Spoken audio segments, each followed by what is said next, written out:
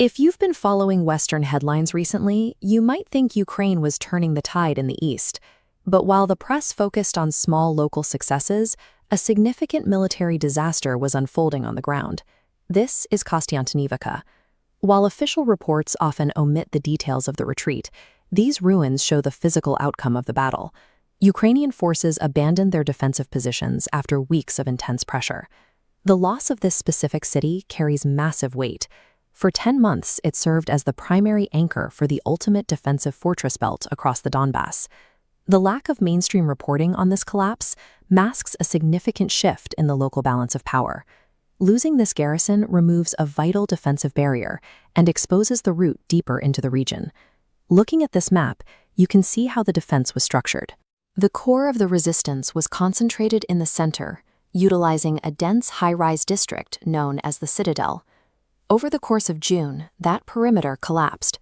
Russian storm detachments pushed in from the eastern edges, squeezing forces into an isolated pocket. Russian units focused on dismantling the fortress from the outside in, targeting individual strongpoints rather than seeking a single decisive confrontation in the center. On the ground, Russia's volume of reconnaissance and strike drones made movement nearly impossible. To evacuate the wounded, Ukrainian medics relied on caged M113 armored personnel carriers, which often absorbed multiple direct drone hits before reaching the hospital. While Ukraine used FPV drones to disrupt supplies, Russia used massive FAB-500 glide bombs to destroy Ukrainian assembly points.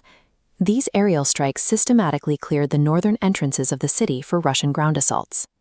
To counter Ukrainian drone swarms, Russian commanders sent Symbol riflemen forward at 6-hour intervals. This slow accumulation allowed them to build a strike force inside the urban area without triggering a large-scale drone response. This combination of slow infiltration and heavy aerial munitions eventually neutralized the technological advantage Ukraine previously held in urban environments.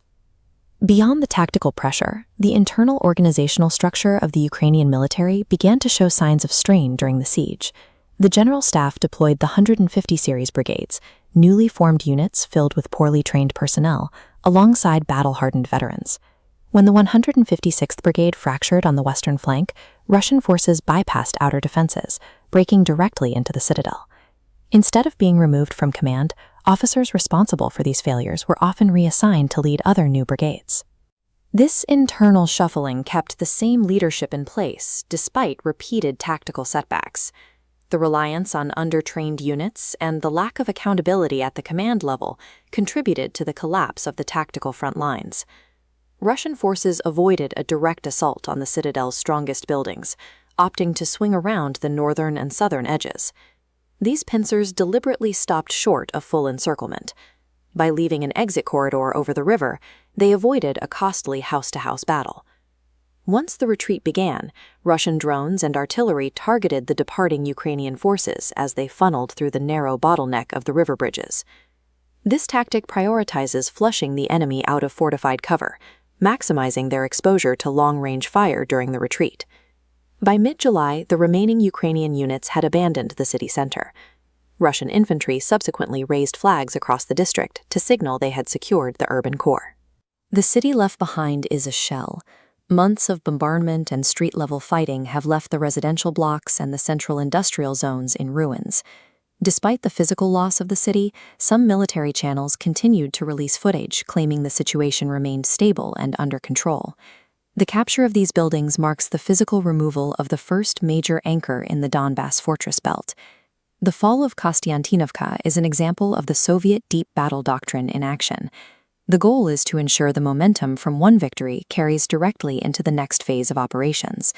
This approach relies on heavy artillery and persistent siege tactics to gradually exhaust even the most heavily fortified urban positions. The map reveals the next objective. With Kostyantynivka secured, Russian forces are already shifting their attention to Drushkivka, located just 10 kilometers to the north. Drone-suppressed logistics and systemic command failures leave the remaining strongholds in the Donbass increasingly vulnerable to these same siege tactics.